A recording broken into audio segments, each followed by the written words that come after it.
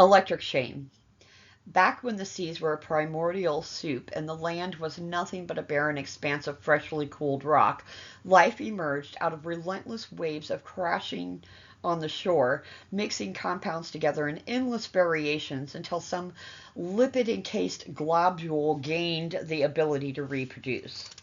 These first life forms were little single cells microorganisms called cyanobacteria.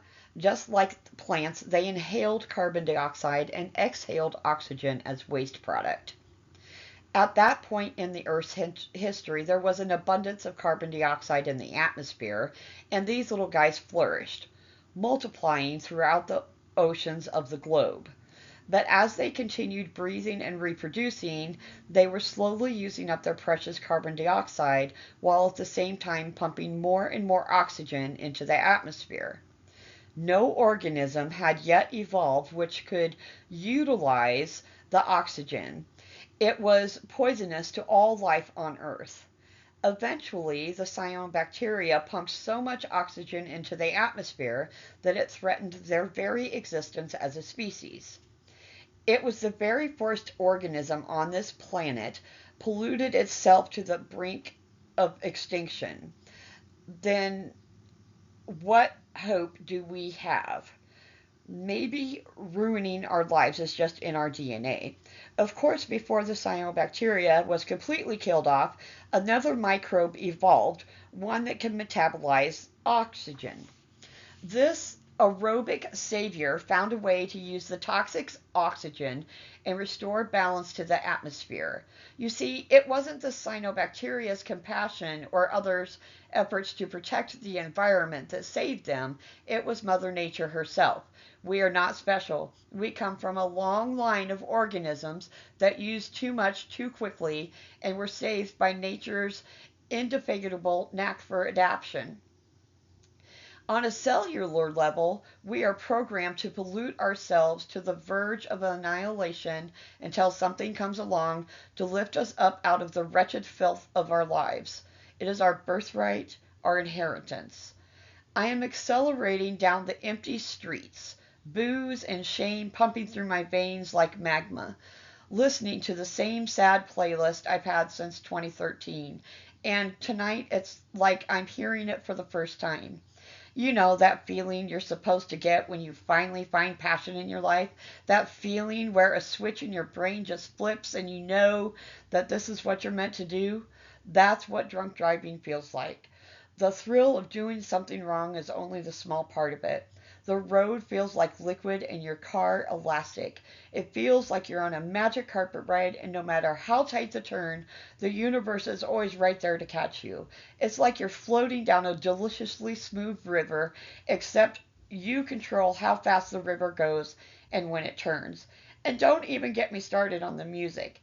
Music never sounds so good as when you're drunk driving. Drunk driving is the closest I've come to communing with God. Tonight, I have the added benefit of having completely, irrevocably fucked up my life. As if by design, I always do the things that I expressly tell myself not to do. I have tried and tried to be a good person. I have given myself the sternest of warnings. I have wagered my entire self worth on whether or not I do something.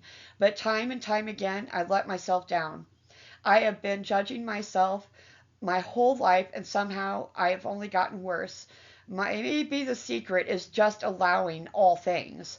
Judgment and shame have only kept me stuck, repeating the same cycles over and over. And maybe the same is true for the whole world.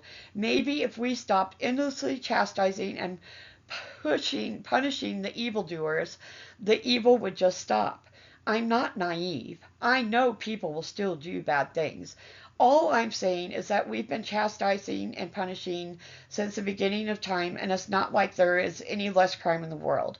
What if we just gave full approval for everything and let humanity get it out of their system in one glorious festival of debauchery and sin? Maybe we need the purge that Abby says is coming. Maybe the deep state actually knows what they're doing. The pines fly by, and every bend of the road is like a bite out of glutinous dairy-filled donut. I let the waves of shame wash over me without judgment, without story. If we truly needed to allow ourselves everything in this life, then that should simply apply to shame too.